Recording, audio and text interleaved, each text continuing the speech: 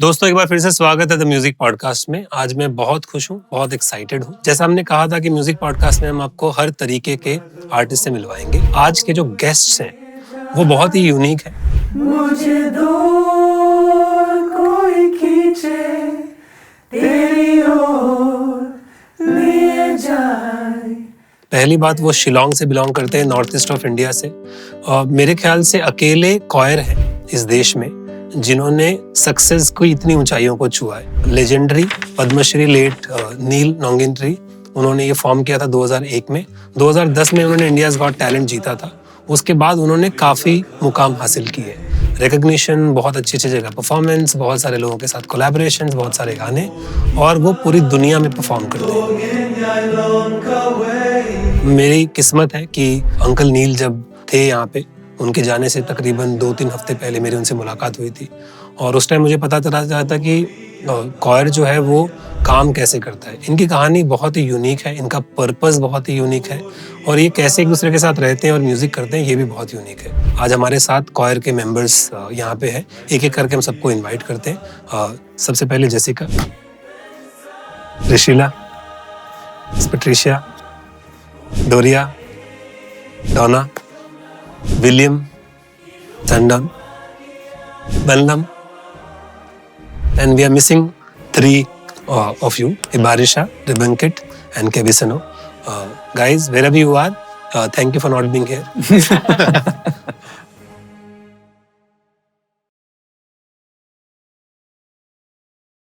So guys, first of all, welcome to the music podcast. I'm really happy.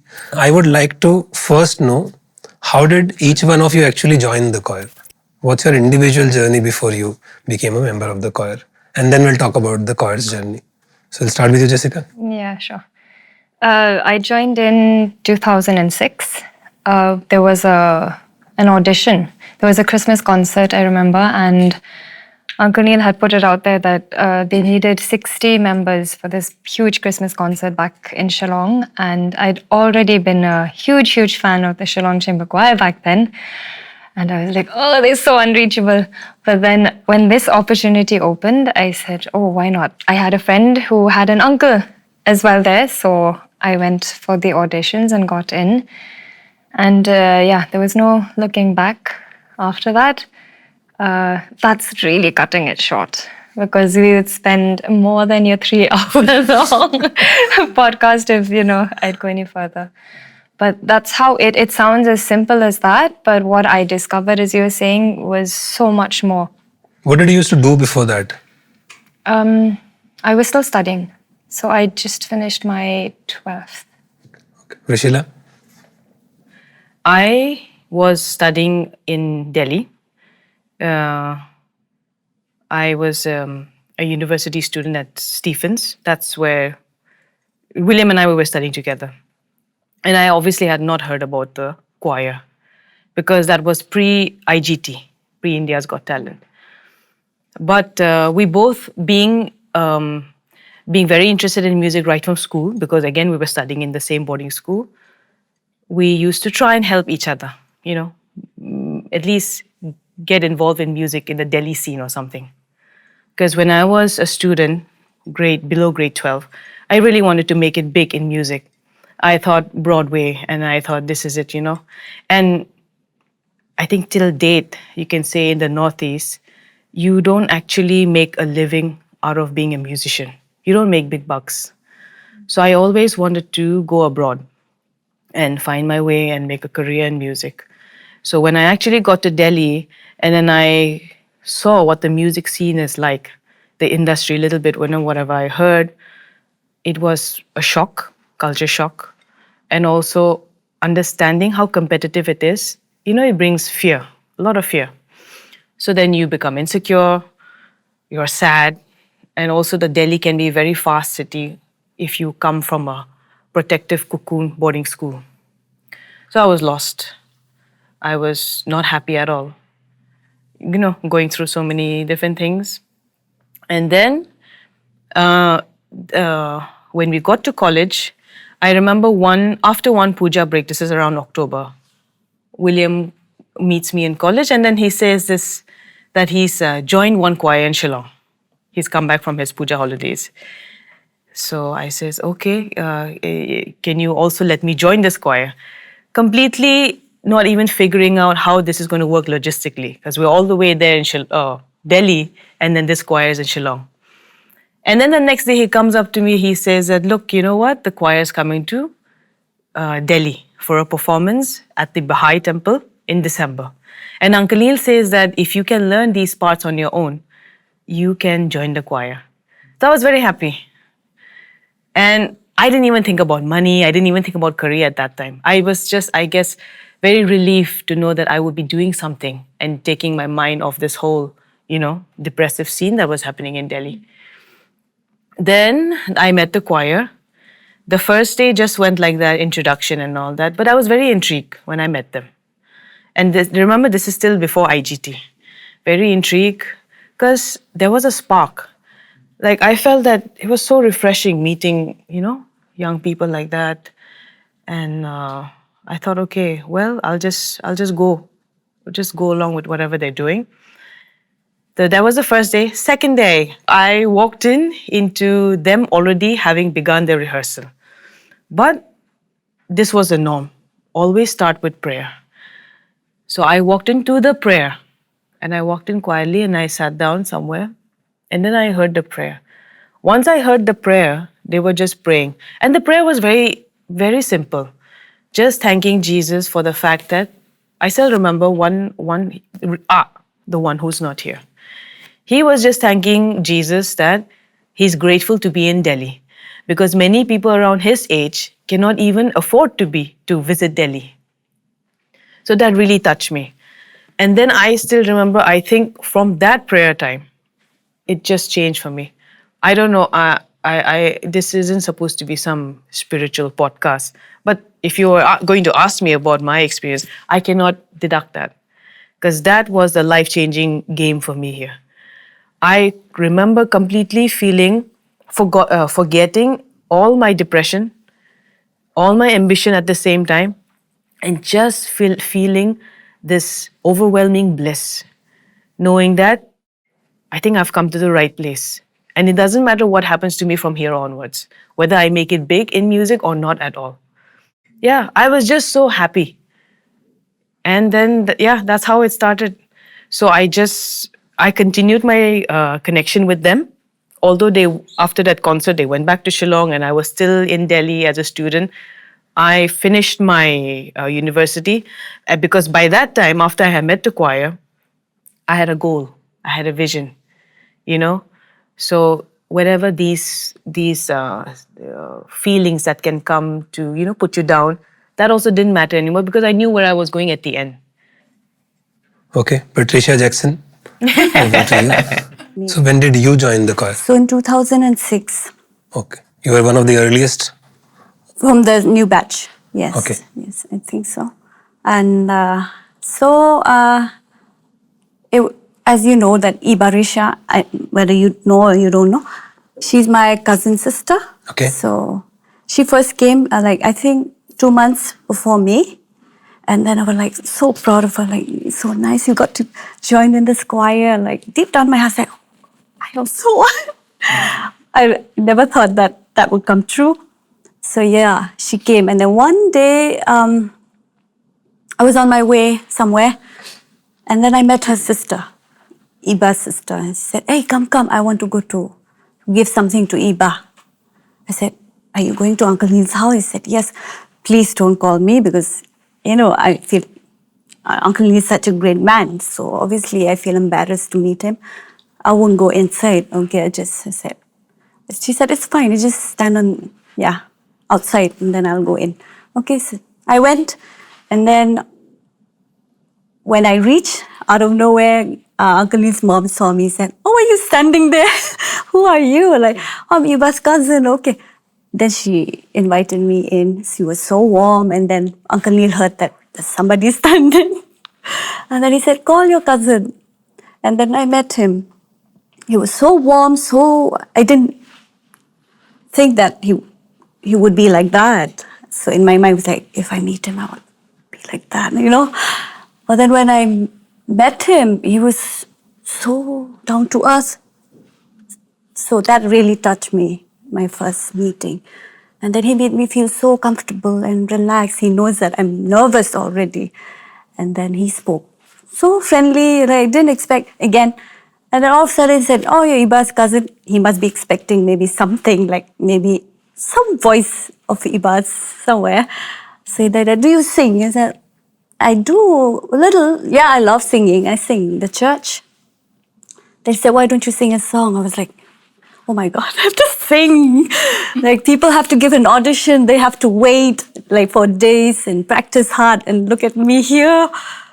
Then he stood up and sat on the piano, and then he said, "Any song?" And nothing comes in my mind. Was blank, like too nervous. Then he said, "Do you know Amazing Grace?" I said, "Yes, I know that one." Then he played the piano, and then he asked me to sing. I sang. I didn't know how I sound like till date because I was so nervous. And after that, he sat and said, "Why don't you join my choir?" I felt like heaven came down. Like was in a trance, and like, really? I was surprised, so shocked at the same time that I got through. I can understand what it feels when you are Yeah. that young and you suddenly get a chance Yes. of something which you've been dreaming and wanting to. Yes. Did Barisha felt jealous about it? To ask her that. Green in the face. Oh my goodness. But definitely it was not the voice of Ibarisha's. So, yeah, I came not just, because of Uncle Neil's, because of his, what do you say that? Aura? Yes, like you said. And also another thing that really attracts me, I saw there's lots of children. So they came for piano lessons, and then there are some children who are mentally challenged as well, like special children. So when I look at these children, there's something about it. I felt in my heart that this place, like, I just feel like all my stress is gone at that moment. I felt the peace. Looking at them so happy, I just feel I belong there. I want this kind of environment because I also came from very, at that age. And then I felt that that's the place that I will be getting. I just felt that this is where I need to put myself. And then every day experiencing. Then everything came out and I could be myself that time. It's so nice to hear things like this because currently the world we live in, I'll include myself into that as well. We're chasing numbers. Somebody's chasing revenue. Somebody's chasing profits.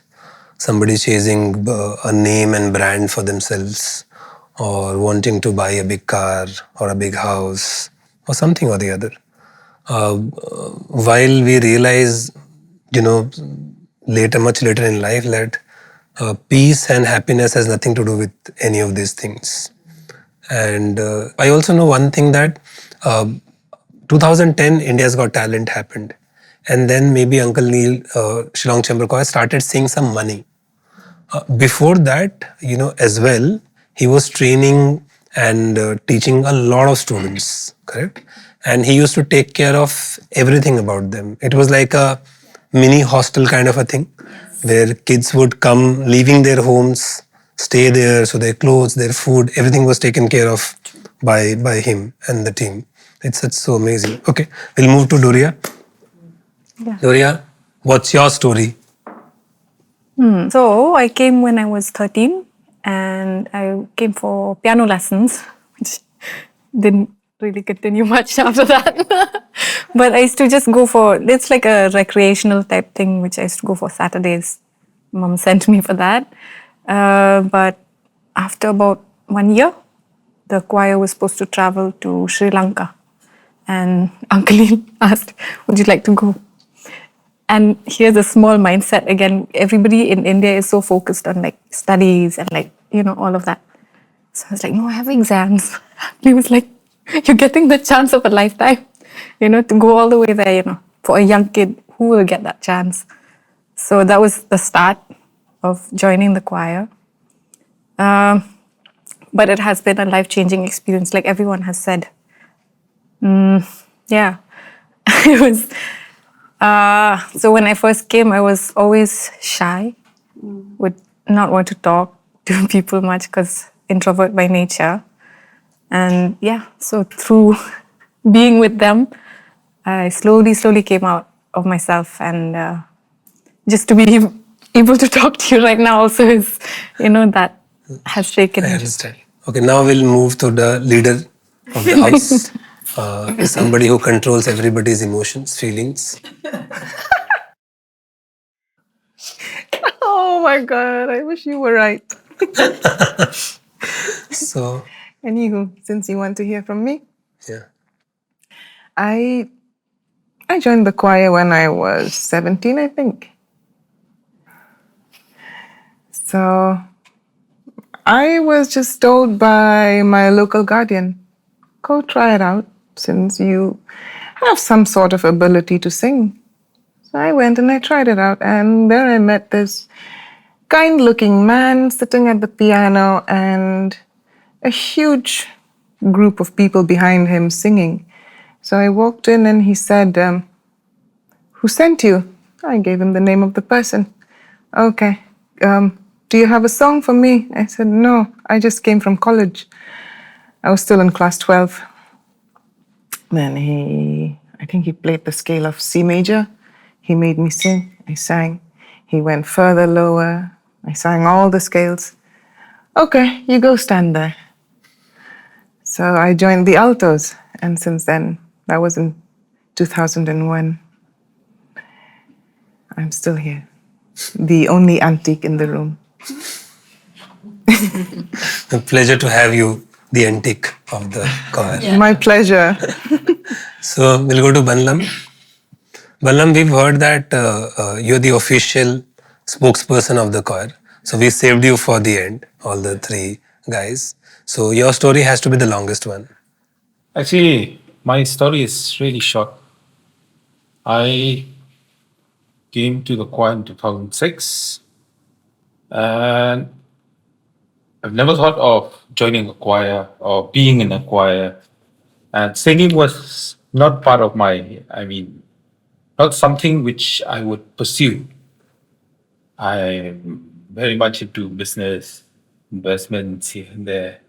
Yeah, till now as well, I'm still doing that. But then, yeah, I remember 2006, I think that was the month when Uncle Neil was lacking singers, because it was a month where exams were going on.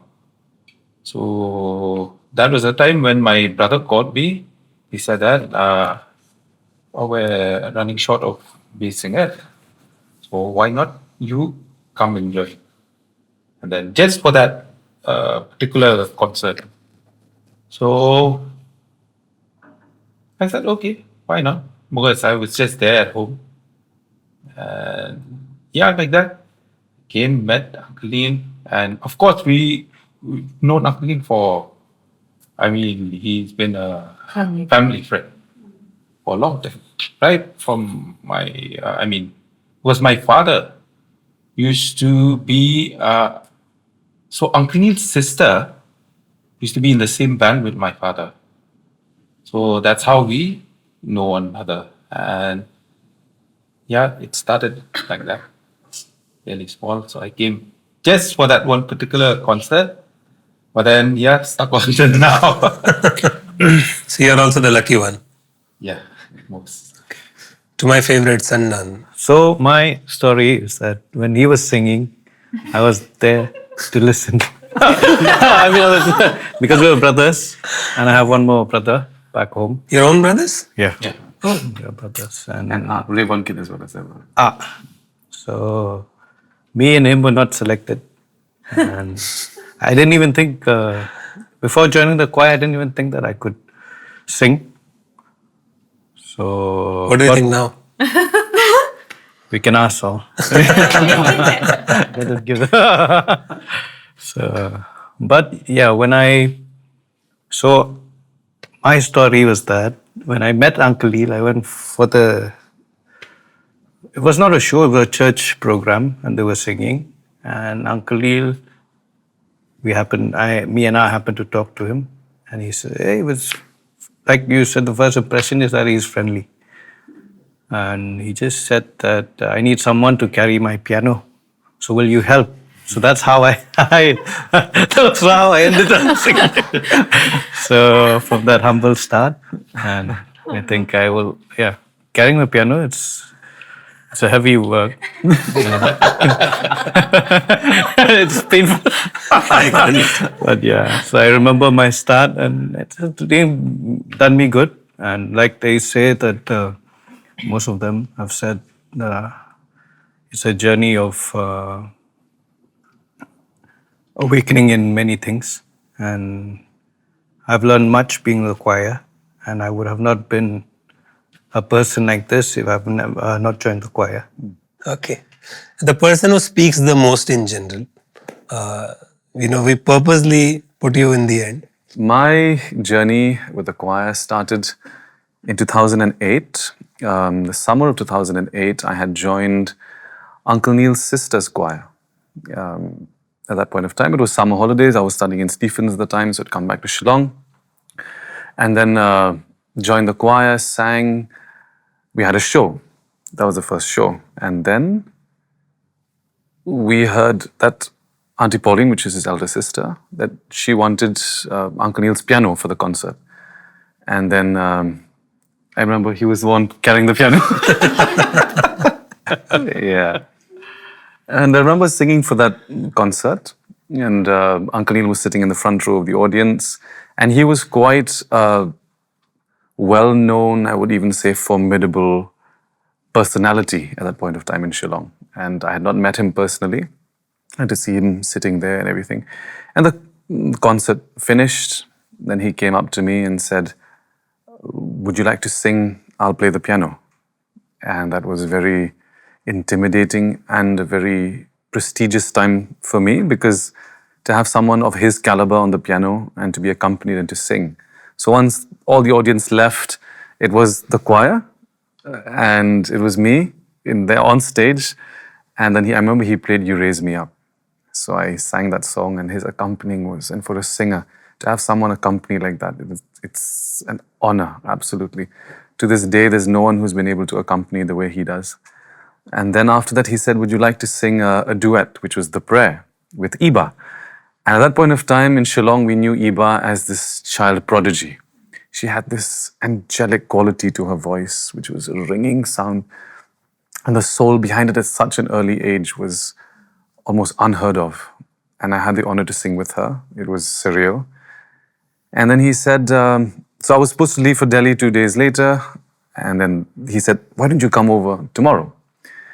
I said, I don't know what I'm going to do, because I was quite the socialite in that sense. I had a lot of friends. And, one day before leaving for Delhi, so it's an obligation, right? You're supposed to meet your friends. You're supposed to go out on your drives or whatever it is and meet with them. And I said, I'll try. I'll try and see if I can come. And then I remember there was someone saying, no, don't go, don't go. There were a lot of voices in my head, and voices from outside of my head as well that I was hearing. And I thank God for my parents, who said, go and see for yourself. It's one thing to listen, what others have. Go and see for yourself. And I went the next day, and I was met with a tremendous amount of warmth and humility, which I saw in all of them at that point of time. And there was very humble dwellings, you can say.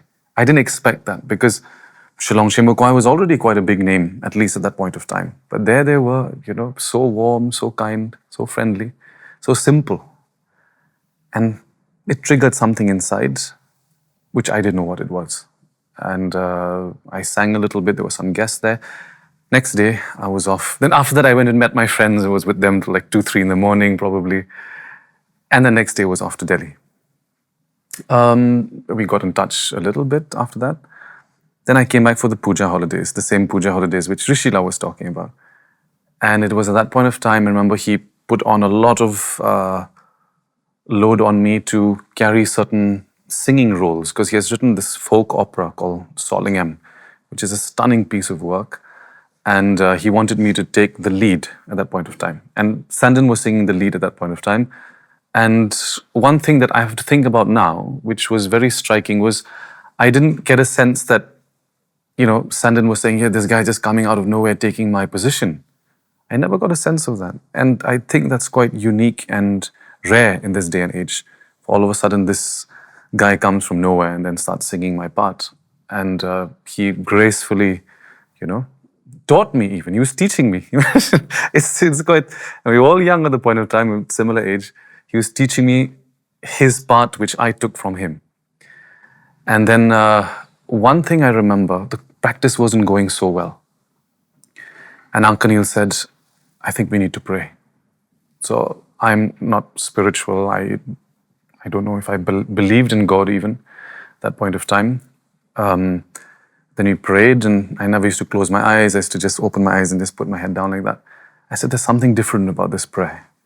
Because normally, being in a Christian state, you hear a particular type of prayer which is said everywhere else and the same thing.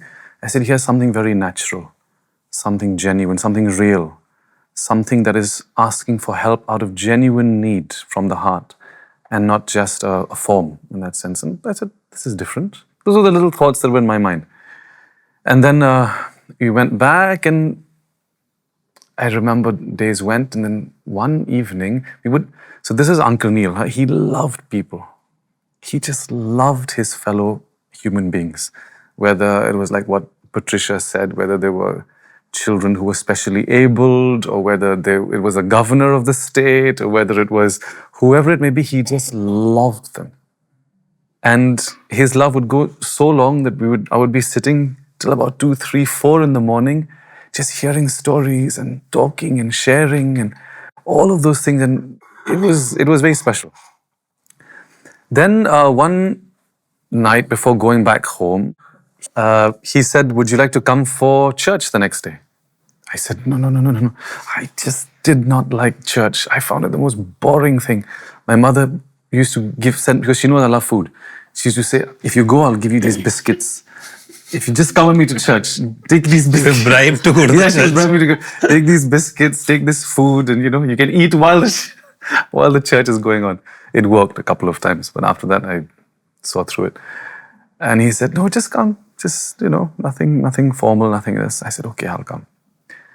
Sat, and then then after it all got over, he said, would you like to pray?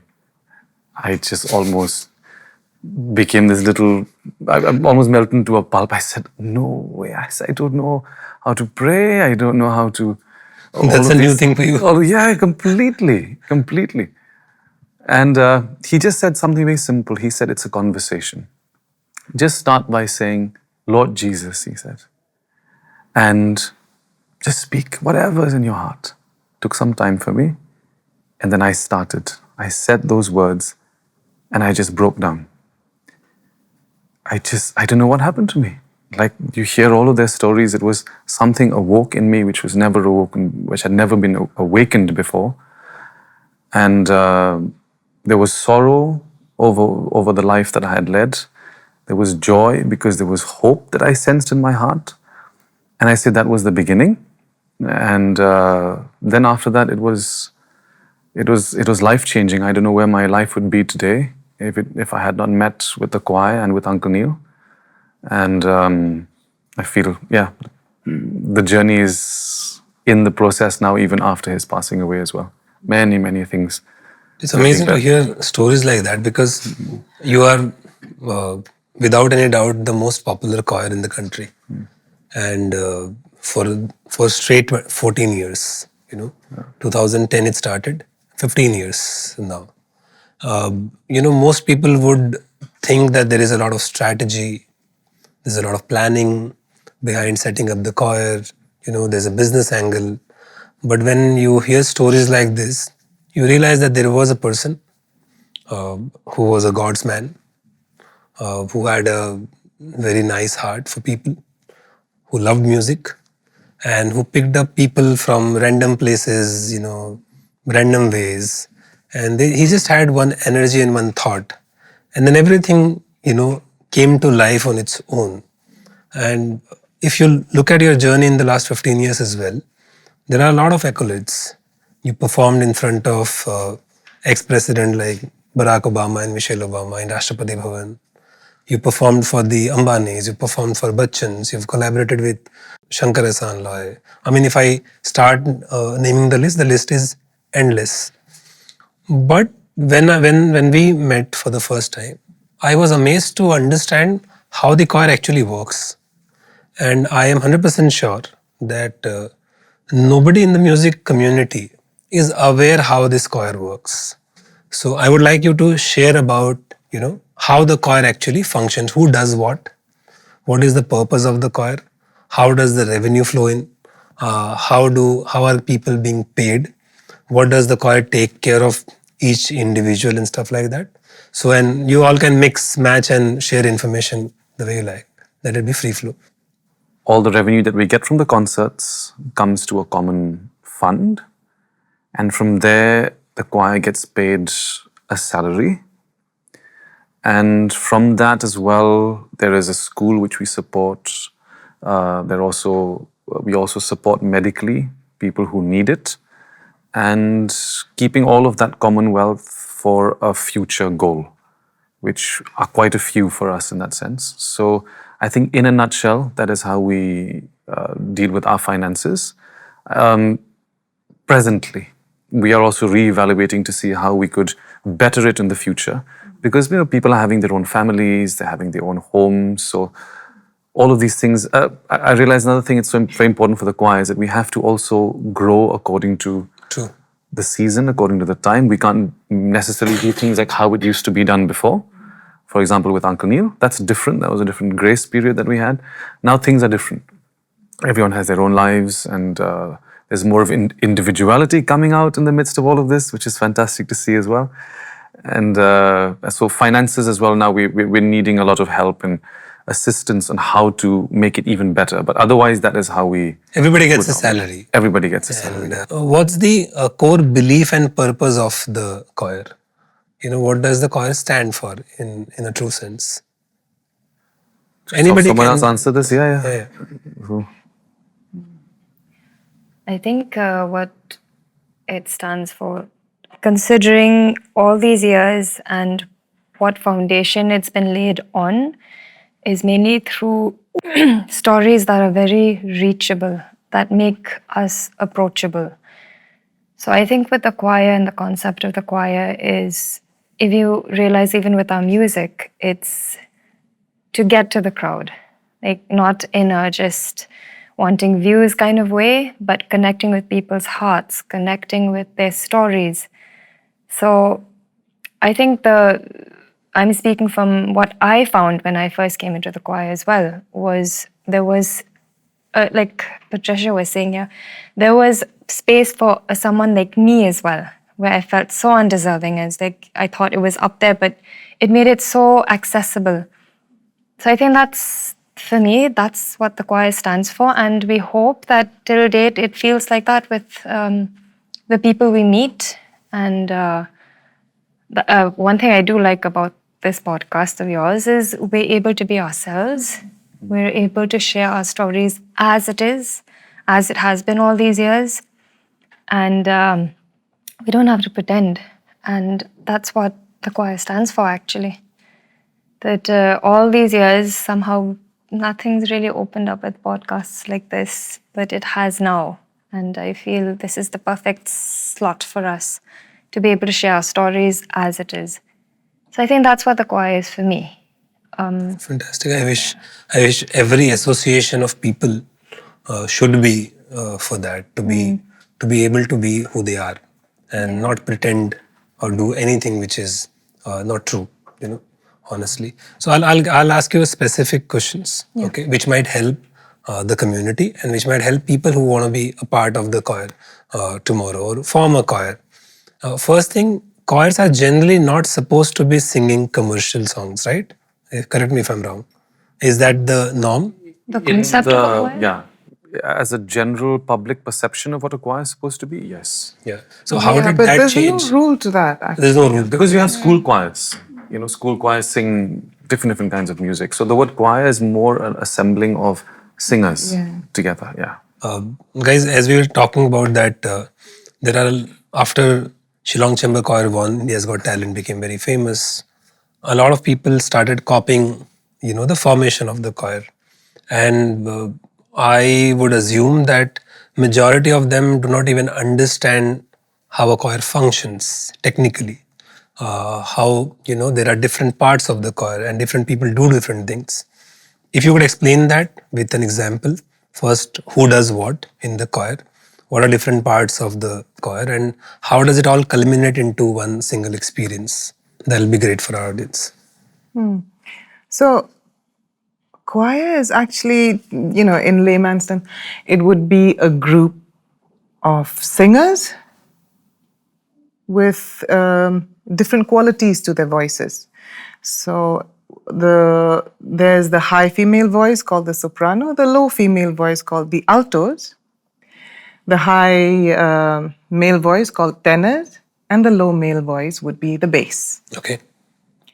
So in the choir, at this moment, we have Jessica and Patricia, who are sopranos. They give the root note. Okay. The low female, the high female voice. The low female voice would counter that. That would be Rishila, Doria, and I were altos. William and Sandon are tenors, and Banlam here is the bass. We'll show you an example now of what the high female voice and the low female voice would do, and the tenors and the bass. Okay. William, can you give us a note? Yeah, sure.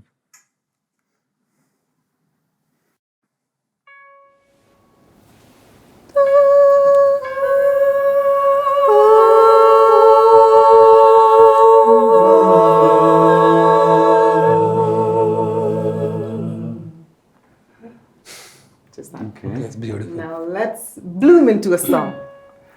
I'm only one call away. I'll be there to save the day. Superman's got nothing on me. I'm only one call away. Beautiful. Amazing, amazing. That's why Shillong Chamber Choir is Shillong Chamber Choir. And there's nobody like you. Nobody like you. Great. Incredible. You have done a lot of collaborations. Any collaboration which you feel like mentioning, which you remember? And anything around that collaboration which you remember? For me, I know you think like with a superstar and stuff like that, but we collaborated with our kids some time ago, quite a few years ago, for the Christmas show in Bombay, and thousands of people, and these 3-year-olds, or how many, I can't remember the age group exactly, 6 years and things like so free. So yeah, I'm so the memories of it was really precious to me because we got to spend time with them and all of that. And yeah. Omani Rani. Yeah, and he was there performing with them, and they called him Uncle. Yeah. Uncle Bowman. Yeah.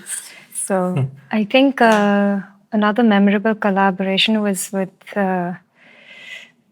Amitabh Bachchan, because he joined us for the KBC 6th season, if I'm not wrong. KBC, and also in, 6 and 8. for me, 2012. the memory was more of the Umaid Bhavan.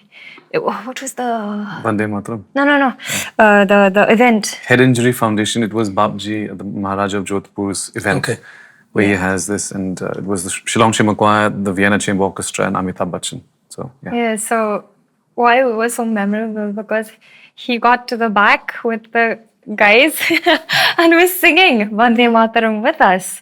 So it's like he was part of the choir, and I thought that was quite something for him to come and do that. Amazing. I think in our country, whoever you are, you always have a dream to meet Amitabh Bachchan at least once. Yeah. All of us, any age, any caste, any creed, whatever, Yeah. whoever you are. He's like the boss of Indian cinema. Yeah. Okay. a lot of people know you for your performances, but not everybody knows what kind of performances you do. There are different kind of performances you do. Can you explain those performances? Like one is with the choir, just the choir, and then you also add a lot of orchestration to the choir. Can somebody explain me what are the different kind of performances we do? There's of course just the core group, which is... This is 11 of you just the singers. singing. Yeah, so now we travel with about 9 to 10, and then we have a team that works on the background with scoring and writing and composing. So there's a little bit of a divide there. That's there, which is very, very good. So someone's always there. Like we had a show yesterday and day before as well. There was someone who used to sing with us, like Reban Kid, their brother. He was sending files. So he was doing stuff, and that's really, really vital to have someone back home. But this is the core singing group. And for example, we just did a show yesterday where it was just us, and then we have the track, and that's just one. And then we have an extension with the band, which is the band which we've worked for now for the past 12, 13 years. And then after that, depending on the nature of the event, it gets bigger and bigger. For example, as she was saying, we did the one with Amitabh Bachchan. That was with the Vienna Chamber Orchestra. I think at that point of time, there must have been about 45 people on stage with the orchestra. And I think the biggest we've done was for the Interpol. That was their annual coming together of dignitaries from all over the world. I think there were about 120 different countries that had come. And we were performing at I think it was at the Nehru Stadium arena. And there were about 65 people on stage or something like that, if I'm not mistaken, with dancers, a full orchestra, and then the choir as well. So you can curate performances as per the need? As per the need, yeah. And it can go up to 100 people as well? It can, easily. Yeah. That's not a problem. Okay. And one thing I think that also the choir, which Uncle Neil has really trained us, is the classical backing, which means right now if you ask us to sing with an orchestra tomorrow, we'll have no problem. Because everything is written out, everything is scored. And that is something which is also very unique, because in India, and especially, even if it's Hindustani classical and this and that, a lot of it is based on different customs and traditions. Whereas Western classical, it's almost mathematical, the entire thing. So everything is written out. This is where the choir comes in, this is where the first violins come in, this is where the second violin comes in. So it's like reading a book for them. That's how well-trained musicians can be. So in that sense, it's been a tedious work. It's still work in progress, I'd say. But we are adept to even performing with an orchestra like tomorrow itself. That's not a problem whatsoever. We have all the scores ready, for like 15, 20 different instruments all in one conductor's sheet, for example. So yeah, it depends on the occasion in the event. Good. So we had put a post on social media, and a lot of people have sent questions for you guys. Any one of you can choose to answer that, or multiple people can also answer that. The first question is, as a Northeast artist, do you get shows and exposure in other part of the country? That's very evident, but yeah. To add to yes, is we do definitely get opportunities where people notice the Northeast more through our performances. And we had a show very recently where people are reaching out to help the people in the Northeast through our performances. They're wanting to do something that's lacking. They're looking for things that can still be done and fulfilled in the Northeast that is still being neglected. So for sure, that does. Actually, the truth is that most of their concerts happen outside of Northeast, if I would say so. And to give a sense of the numbers, because I've been associated with the choir for a couple of years, I officially managed for some time. But I think we do approximately 30 to 50 gigs a year, covered across international, national, different types of gig.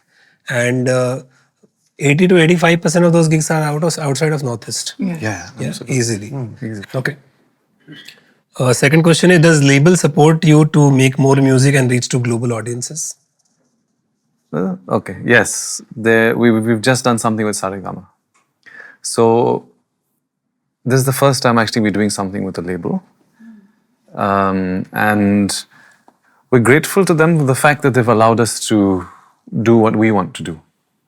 And that's really important. And they've given us our favorite ingredient, and that is old Bollywood songs, which we just love because of what it represents, that there's something very relatable, nostalgic, simple, and yet meaningful in the lyrics and tunes.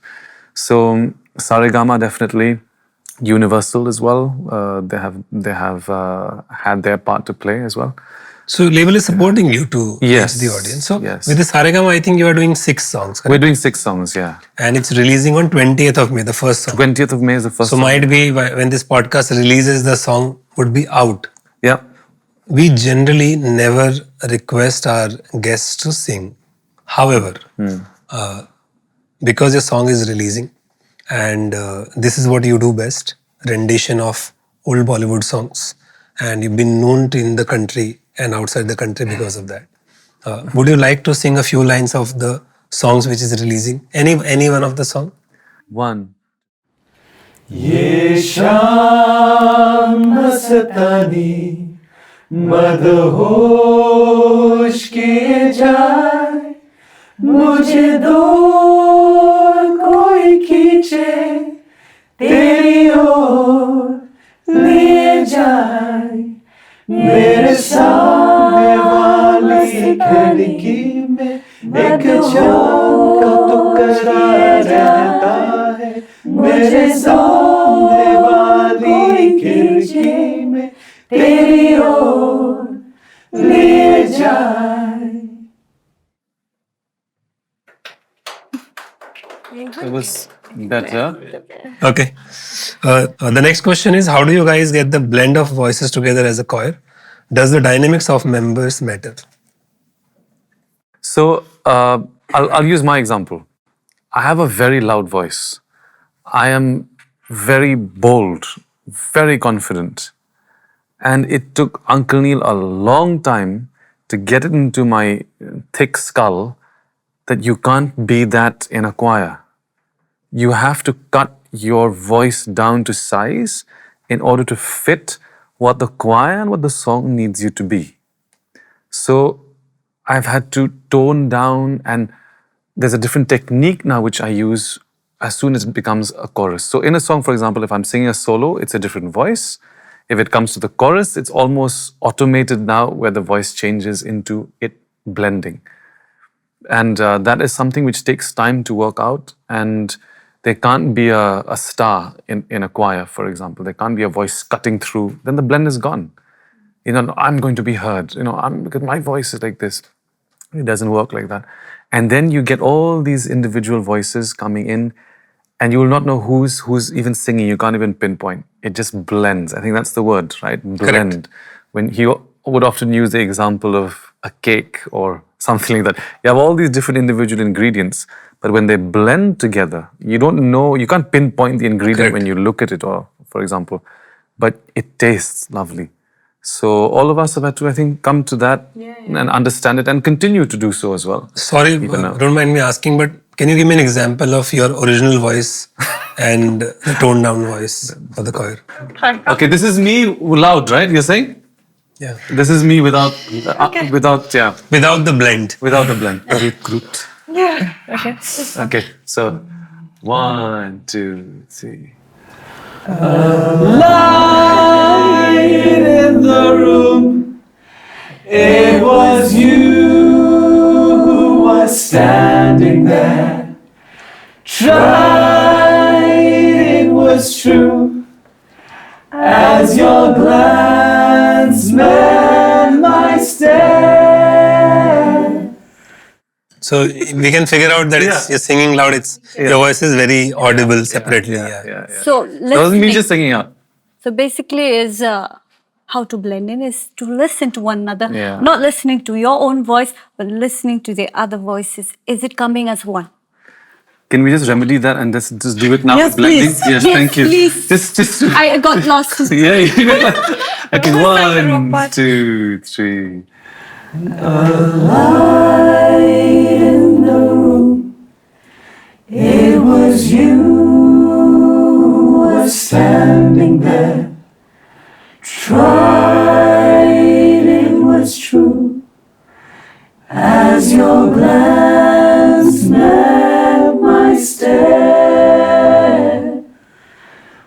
but your heart drifted off like the land split by sea. I tried to go, to follow, to kneel down at your feet. I'll run, I'll run, I'll run to you. I'll run, I'll run,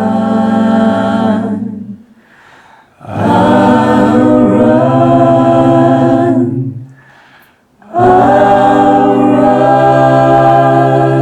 run to you. Amazing. Wow. Really slow. Dragging and dragging. I'm so happy that this question came up. Yeah, that was a good question. Yeah. Great. Okay. Next question is, what challenges and opportunities do you face as musicians representing the Northeast on a national and global stage? Again, a fantastic question. The truth is, we have not faced personally amongst us as a choir and from people any sort of sidelining. We have not felt sidelined in that sense. And I think a lot of it is also to do with what you bring to the people who experience you. Because we've been brought up to excel in what we do, to be excellent, to carry ourselves well, to deliver what we have as a product with all of our heart and soul, and to be wholehearted in it, that when people listen to it, they react positively.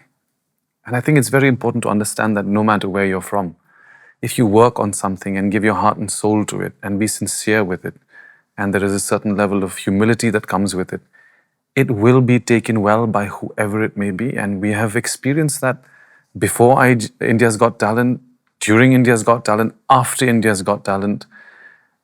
People respect the effort and the work that has gone behind it. So in that sense, I don't know if there are challenges even in that area. Yeah, maybe just the distance, that's all, because we stay so far off. I think that's the only challenge. Fortunately, I've been a part of representing you for some time. So I always found opportunities because there is no competition. And, when something comes from Northeast, it sometimes is treated very authentic and has a very special, place in people's heart, because you don't find a choir like Shillong Chamber Choir generally in the other parts of the country. So I've always found it's an opportunity more than any challenge. Okay, we'll move to the next question. What message or emotion do you aim to convey through your music, particularly regarding the Northeastern culture? One thing that I would think is obvious is we are rich in the arts and talent. That is something that I would say. So the richness of arts and culture is one message which you are trying to give through your music. Should I saying something? No, I just, in a nutshell, it is diversity. But I think that we have more to offer than just arts and culture. Just taking a very minute topic also, just the fact that even in Nagaland, the multiple tribes we have, and even within a tribe, it's divided into different dialects. Sub-tribes. Yeah, it's so rich in every sphere, and then now you can see even in this new age now, even our food is getting, there are many restaurants opening. Correct. It's not just a Northeastern food restaurant. You have a Khasi restaurant now, a Naga restaurant now. And one example which I felt really proud, we were flying out from Scotland, I think. And we were waiting for our flight in this, how they have small airports? So it was a very small airport. And we were there waiting. We got hungry, so we were obviously ordering food. And in the menu, I saw Naga Raja chili chicken wings in a small airport in Scotland. Yeah. And then somewhere, I don't remember which country was it, Bhut Jalukya, for example. Yeah. You know, that way, I think just the Northeast in itself is so much to offer. So, and I know we are getting a lot of, now the gateway is getting even more bigger now, you know, our relation with the mainland India. It's getting better now, like Doria was saying. It's very good.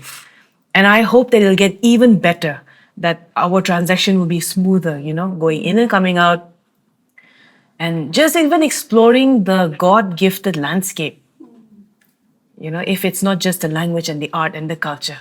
It's so beautiful. Just tourism in itself. Yeah, it's so beautiful. And each landscape will have their own, if people are interested, that is, in the mythical stories, for example. Just come to Meghalaya. There's so many mythical stories behind why there's this waterfall, you know. What does this small rock represent? Oh, that forest. Yeah. Yeah. True.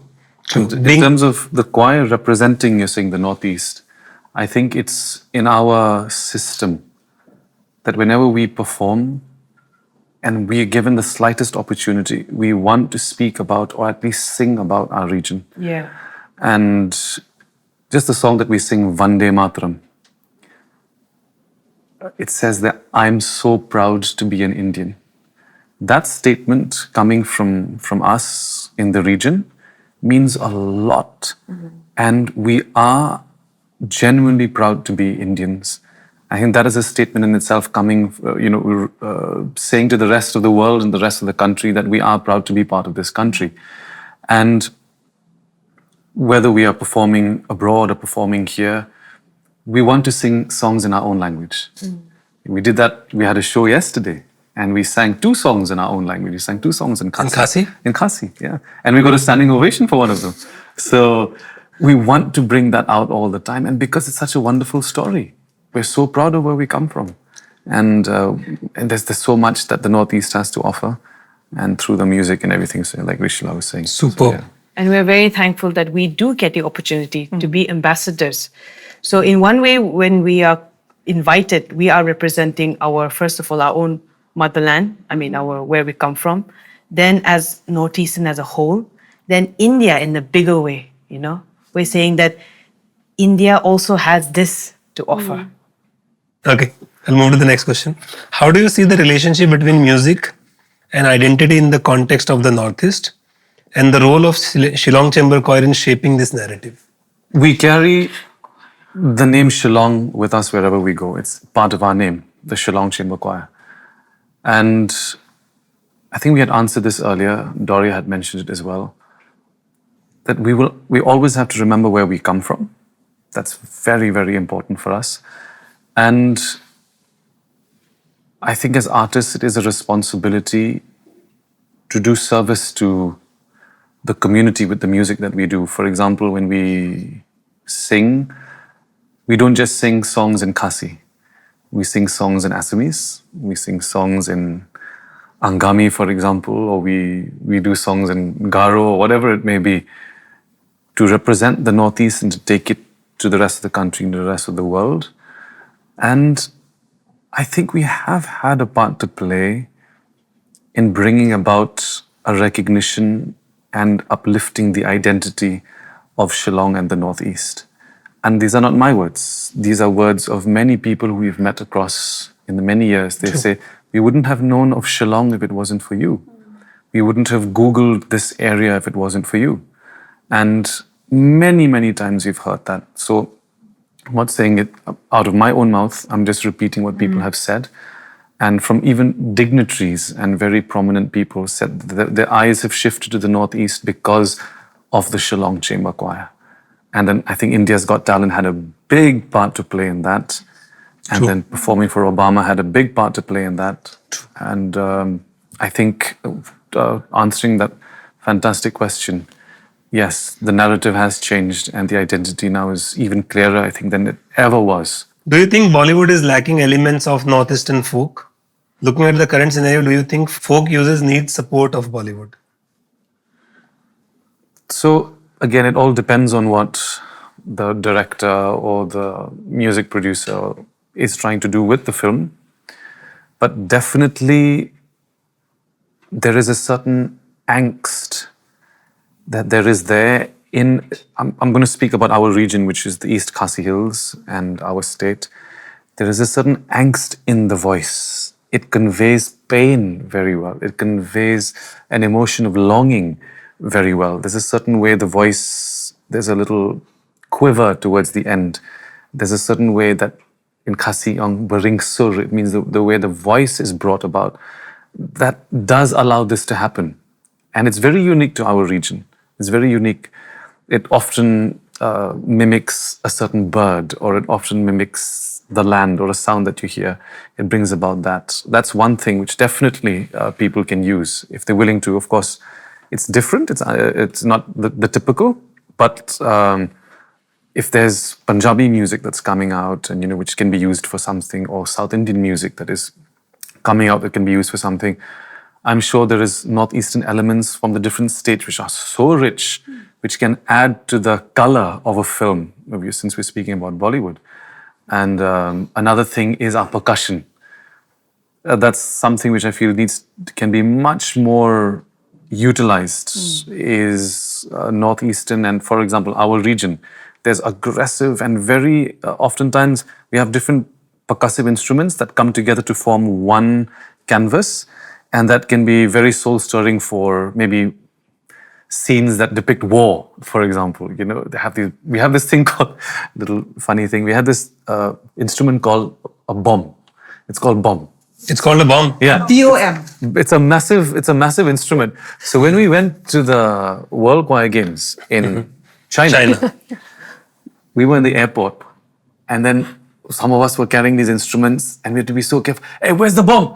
In the middle of the airport. And oh my God, we had to be so careful at that point of time. So that's just a little example of the different instruments that are there. So absolutely. Anybody's interested, please reach out. We have very, very rich musical heritage that is there in the Northeast that can be used. Would you like to sing a few lines of any one of the song? Nakabenta jompa Kuribai jonga Nabenta lawe kikena Mati basyay angin pensa Kuribai jonga Kilong kiwaki ay sawa Kuribai jonga. Beautiful. Amazing. Okay. Any memorable live show experience which you guys remember? For me, a very memorable experience was, which year was that we had that show in Patna, remember? Yeah. Before we went to Delhi for the Baha'i performance. For 2010. 2008. Possibly. Okay. Yeah. That was amazing. You know what we did? There was this field, there was a stage there, and we were singing there. And Uncle Neil, I think he got Kansai to translate Die Fledermaus. It's by Strauss. The Laughing Song? The Laughing Song. And she sang that song in Hindi. It's an operatic piece. Yeah, it's an operatic piece, translated into Hindi. And she was going, Pyare Ajnabi, da da da da da. She was going like that. And I was amazed to see rickshaw-walas and all that out there at the audience. They were, just staring in awe. And I'm like, wow, I can't believe this. Rickshaw-walas. It was, I could say, eclectic, the audience. It was amazing. You must be hearing opera for the first time in Hindi, no? And they took it all in. Yeah. I remember Uncle Neil specifically wanted to translate it so it could reach them. They could connect with something like as high-end as opera. So, yeah. Yeah. See, sing Shillong Chamber Choir performing in Patna, that itself is. You guys sing in Hindi, so it's and then beautiful 90s songs which you have done renditions of. See, as Shillong Chamber Choir, you've performed in private events, corporate events, you've done concerts, you've traveled the world, you've collaborated with multiple artists, you've collaborated in a film as well, Archie's last year. You've done all those things. There are a lot of people, there are labels, there are film producers, there are publishers, there are managers, there are corporates. There are a lot of people who would have an opportunity to collaborate with Shillong Chamber Choir for something or the else. What are those things which you as a choir want to do or want to explore creatively, which you haven't done till now? What are the different opportunities how people can work with Shillong Chamber Choir, where you as a choir also feel great and they are also able to work with you in newer ways? I think India in general and the film industry and the music industry are getting more and more aware of the power of choral singing. Because for a long time, it's quite a new concept, choral singing, singing in harmony, for example. And there's a tremendous amount of power behind that. If you look at religion, if you look at armies, if you look at schools, there's something about coming together and singing. It creates this oneness, this bond, this larger-than-life image. And I feel that is what the choir, if you're talking about it, can offer. That is what we bring to the table. Something that enriches an experience or the music, and we bring across these harmonies, we bring across this grandeur to the entire thing. You know, it sounds like 50, 60 people are singing, and you can't beat that. And there's nothing more organic and more real than the human voice. So all these human voices coming together, you know, with that large sound or intricate harmonies, for example, that adds to the experience. It adds to the echo of an emotion. For example, someone is saying, "I love you." And then the choir repeats that with a beautiful, intricate harmony saying, "I love you," in the background as an echo. Those are things which, as people hear it more and get used to it, it's a very enriching experience. And especially harmonies. You can't just listen to a song once. There's so many detailed layers to it when it comes to how Uncle Neil has formed the choir and all those details, that it's not just a superficial line of melody. There are layers under that. And that's what makes it very stimulating to the mind and also, you know, to the soul. So I think that is what we have to offer, if you're saying, and what we can bring to the industry more and more. And we would love to see, and that will be very enriching for us. Just adding a little bit. I can't say no to you. I'm scared already. So I feel that what the choir can also offer is, which we haven't done, I feel. Like maybe our recent biggest one was Interpol. But it'll be great if let's say a producer comes up and then he or she wants to do a fully fledged design show. Because I think the choir's strength is how we intertwine multiple songs and make it sound like one, right? And we've been touching the olden genres, like the old Hindi films, on bringing it back and then making, maybe adding a little bit of a twist of this new generation, so that it definitely makes the elder generation, it takes them back to their younger years. And also it's still palatable even for the younger generation. Correct. Of this time, right? So if we can, I feel that what will really be satisfying is to see a full production show, like how you see nowadays these Taylor Swifts and all they do. They tour. Of course, she's touring with her originals. But if we can also do with what SCC has already created, these medleys. I know maybe nowadays with so much of AI, even AI can do a medley, you know? But it's so different when a human being does it. It's so different because of the, like he was talking about, the intricate harmonies that go in, you know? Maybe Donna demonstrated the 4 parts. But even in the 4 parts, then sometimes it's divided into 7. You know, the altos will split into 2. Sometimes Uncle Neil has written the alto into 3 parts. So many things. So if we can do that in a big way, take Bollywood, the Bollywood medleys out in a design show with, you know, full lights and stage and, you know, maybe fire spitting out and, you know, with great LED, that 360 whatever screen. If somebody Yeah. can look at Shillong Chamber Choir, not just a performance, No. but create the performance into an act. Yeah. And that act is being presented in the Yeah. nicest and the most professional way Yeah. to a ticketing audience. That's a big opportunity. Because we have other songs also which we have not brought out, but it's already been written. The mix is already there. And it's beautiful. So I'm sure if there is a ticketing company like Book My Show or Paytm Insider or any other promoter who's seeing this podcast now, the Shillong Chamber Choir is interested to create an act. If you are somebody who's interested to make that act for a ticketing audience, it's a big opportunity for you and them both. So I'm sure Thank you. that must be manifested.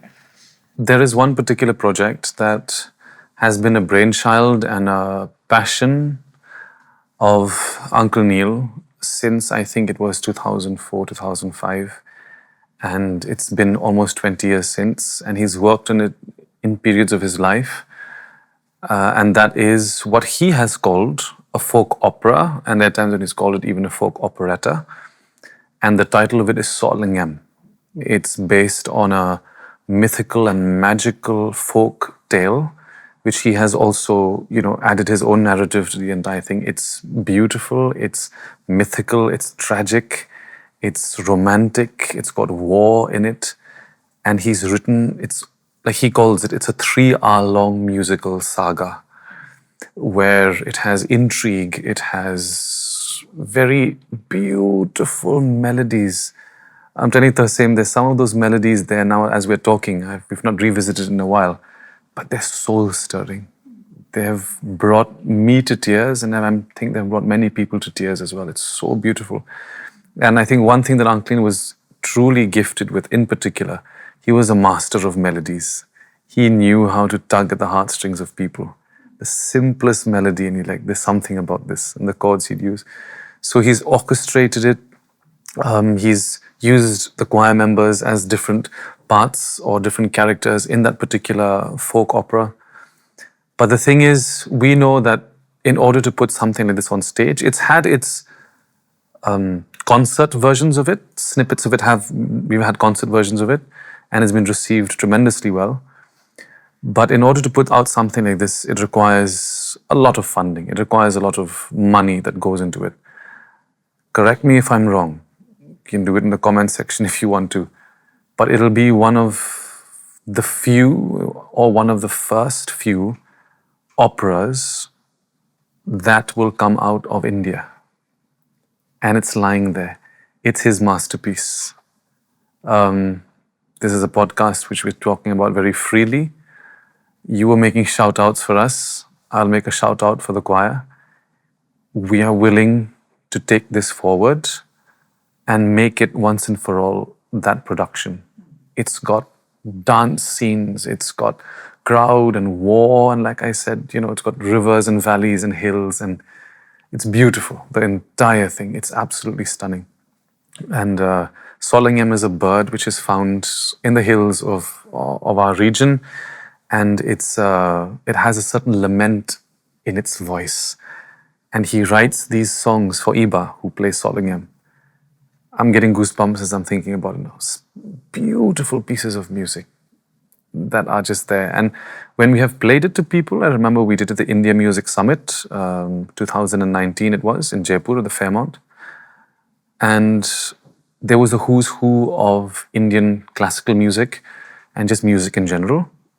And it was a standing ovation. Uncle Neil said, NDTV was covering it at the time, they said, all cameras off.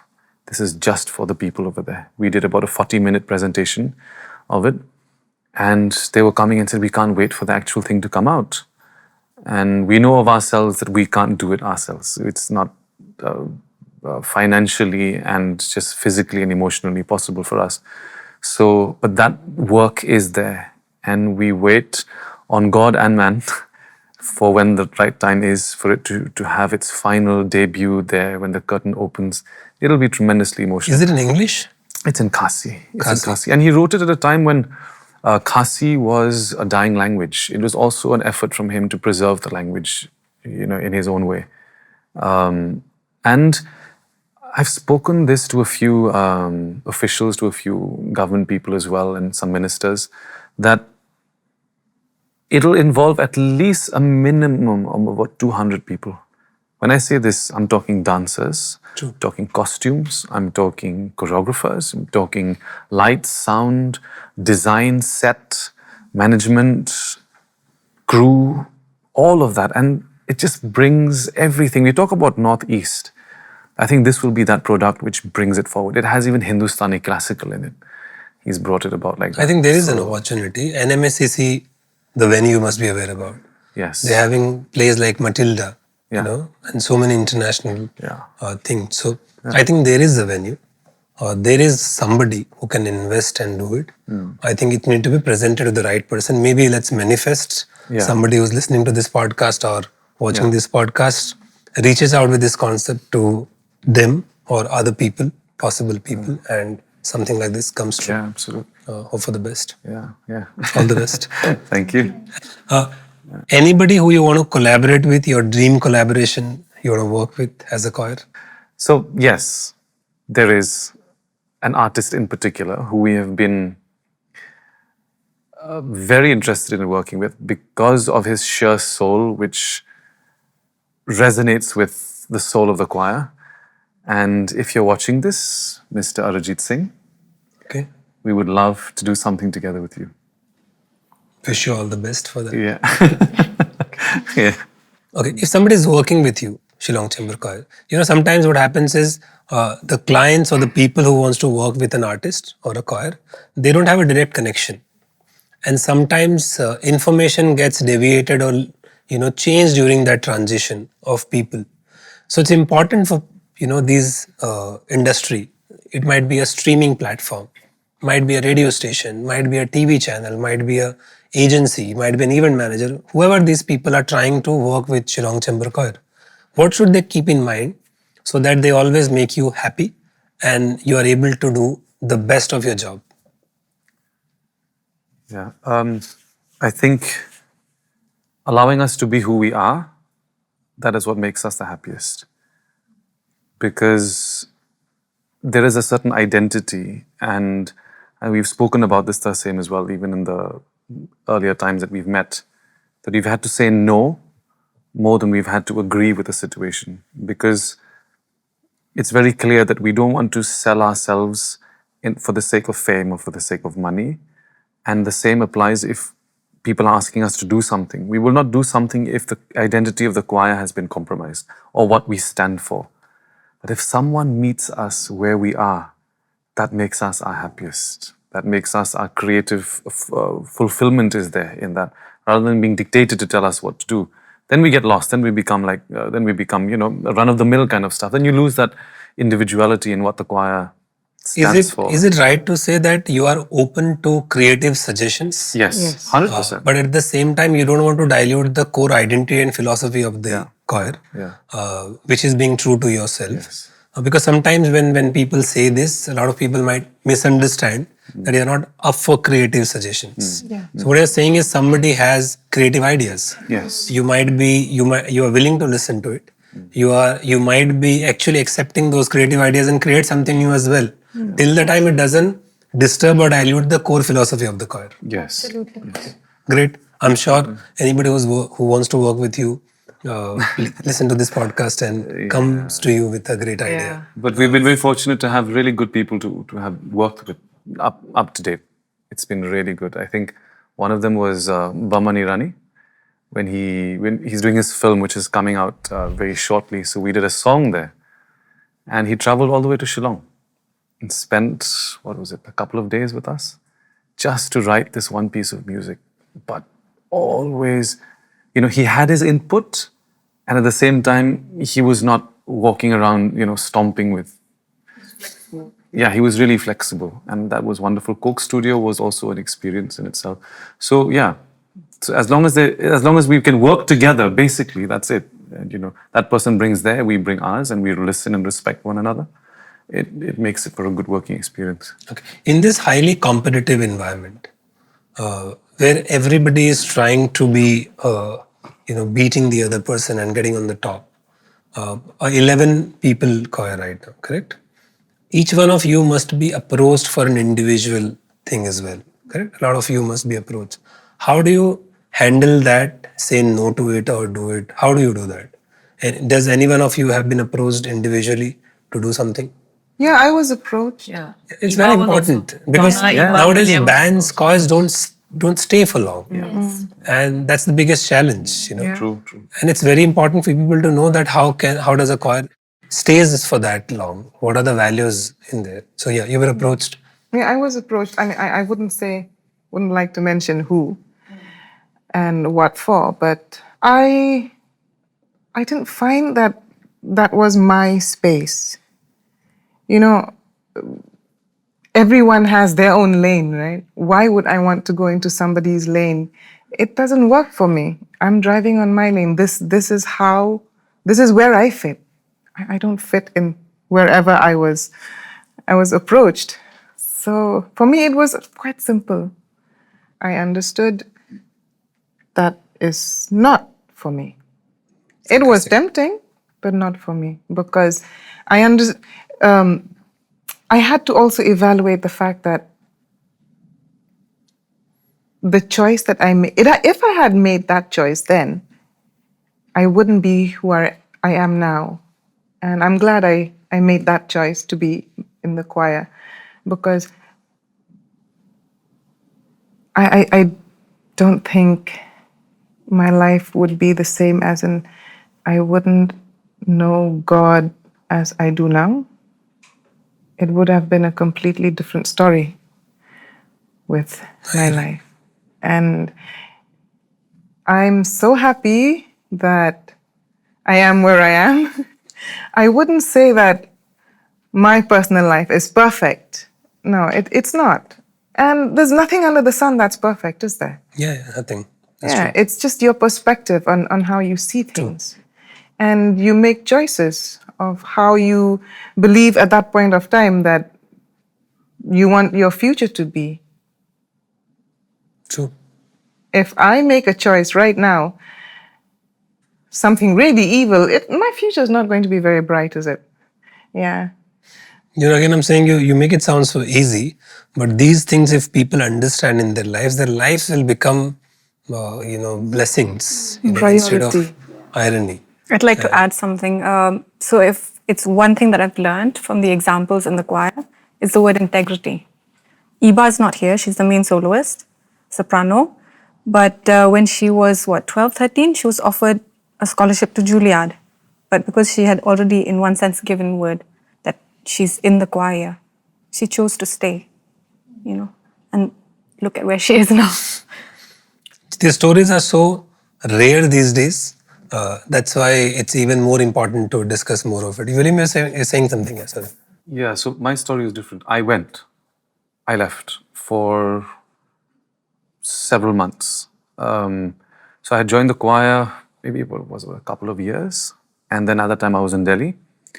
And I was also singing in, there was an opera that took place. And my heart's longing and my heart belongs in Western classical music to this very day. I love it dearly. And there was an opera where I had performed. It was a French opera. And then the French government recognized the talent and they said, we're going to offer you a full scholarship with travel and everything to Paris to go. And at that point of time, I remember Uncle was saying, it's not really required. Abroad is not what it used to be before. Now you get the teaching and everything here itself. But I thought, let me just go. So I went. I left. And it's not that there was anything sour. We were in touch very, very often. And as I went there, yes, I was doing in one sense that which I loved. I was doing it on my own. And the place was beautiful. It was Paris at the end of the day. Everything was taken care of. but something was missing. And at that point of time, I had already, that awakening had taken place. That's the word we're using now in the podcast.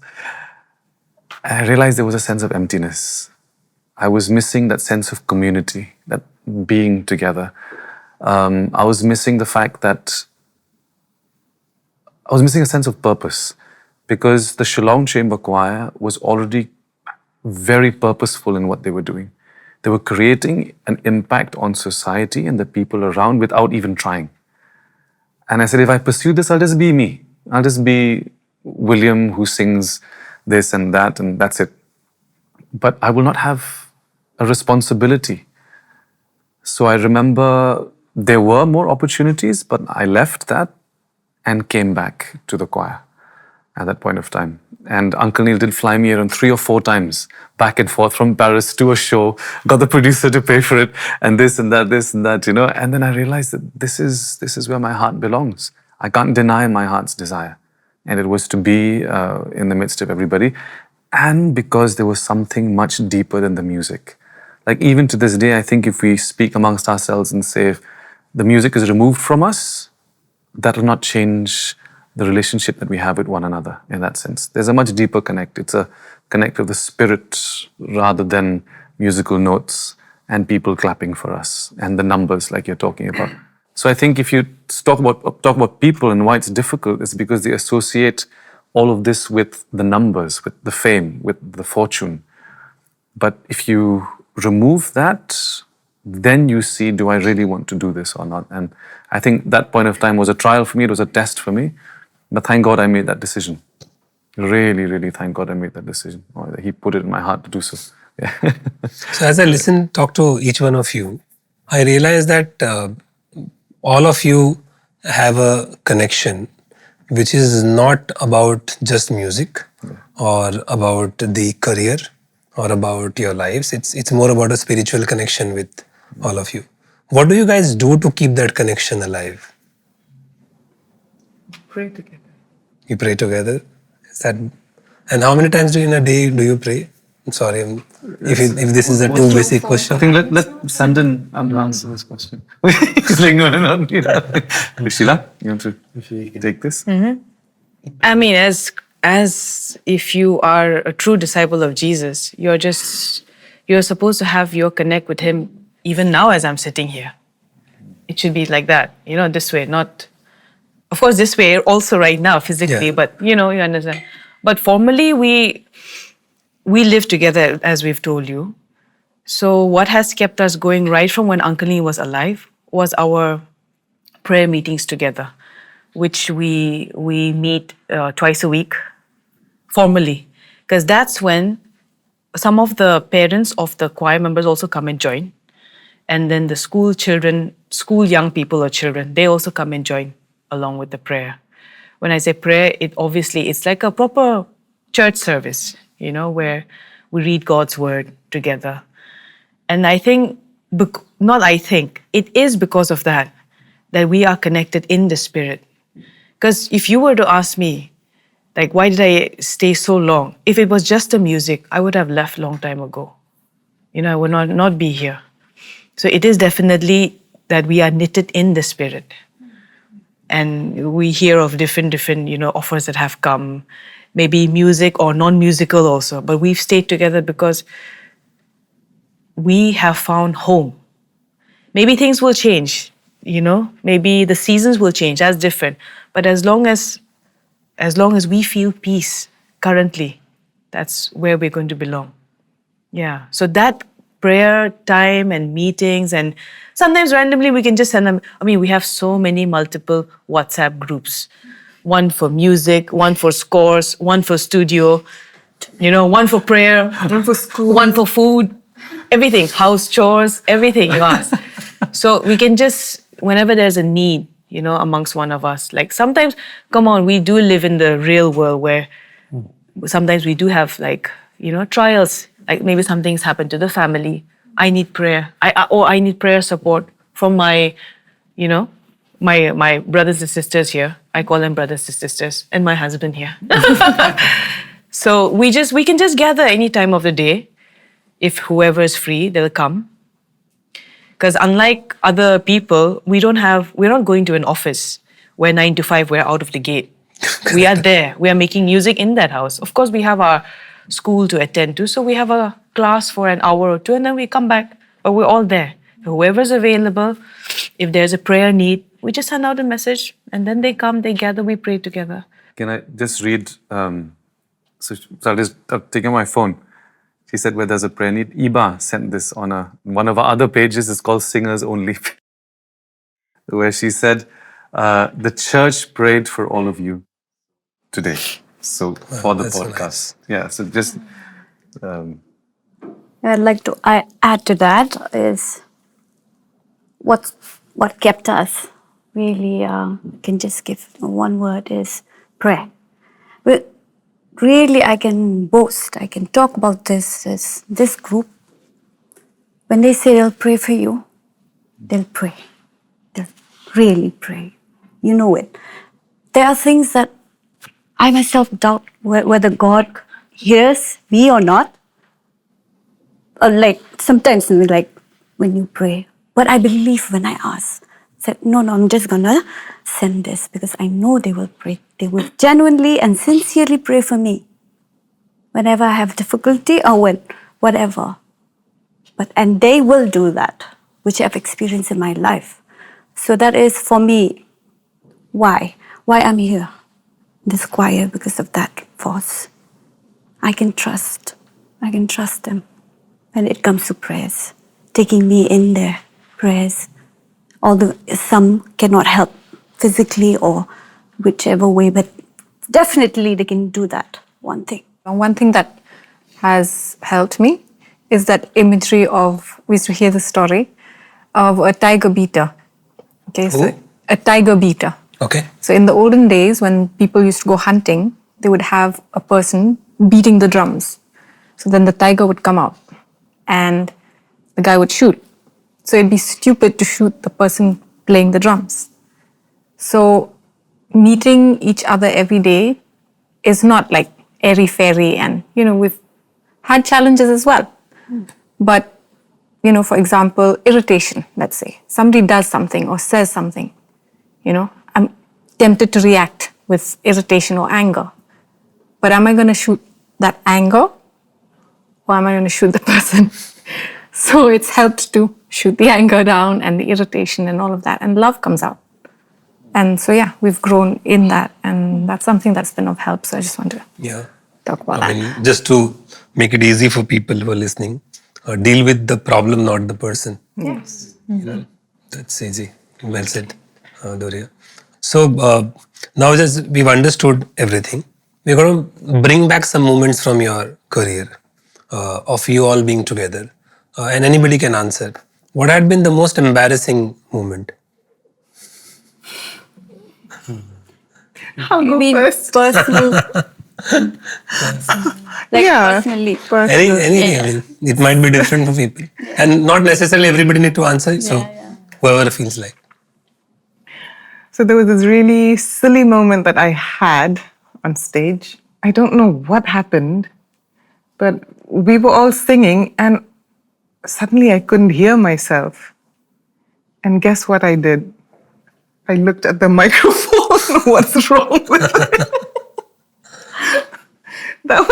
I realized I was so stupid. I don't think I'll ever forget that. And everything was fine. It was me. It was my singing. And the reason was I think I didn't do my vocal warm-ups. And so... It's like you blaming I blame the microphone. We were all surprised, like, why is she blaming the microphone? It's her voice. That was really embarrassing. I'll never forget that. You were saying something? Oh, I think they all know. They love talking about this, especially Banlam. About the most embarrassing moment. Yeah. So this was during India's Got Talent. So it was the results. No, it was quarterfinals, right? No, the finals. Oh, finals. Yeah. That's what makes it even better. That's why I need your help. Okay. So it was all televised, as you know, like in my small mind, I was like caught up in my singing and results and all that, thinking, thinking of the results, and all of a sudden I'd like cough inside. And then I just blush so much, thinking that the whole world are looking at me at that time because I was coughing. And at that moment, I'm like, coughing, and none of them would give me water. I look at them. They all like, It was such a tense moment where the results were be announced. So what did she do? She's like, I'm not just coughing, you were choking. yeah. And then she was desperately looking around, but all of us are like frozen in front of the camera. We didn't know what to do. Imagine if I really choke. And You didn't, thank God. Did you get water finally? no, what? God rescued me that time. I was like, Okay. I think mine was, again, everybody's always a witness here. I had first joined the choir, so everything is still very new. And I remember Uncle Neil asking, actually he called Iba to come and sing this part. I thought he called me. Because you came in They went up and like was ready to sing, and they were all looking like, Iba is supposed to be there, not you. The fact that I was still new and I had even the boldness to step up and sing was, that was, I wanted to melt at that point. So that was my embarrassing moment. and you went back. I went back. Of course, Uncle was like, I asked for Eva to come. I remember that day. Uncle Neil was sitting at the piano, and then she stood up, and she was standing next to him. Uncle Neil just looked at her. He was like, Iba. Okay. I remember what? I think that was 2012 or before that. Where? China. 2009. The choir games, World Choir Games. World Yeah. War Games.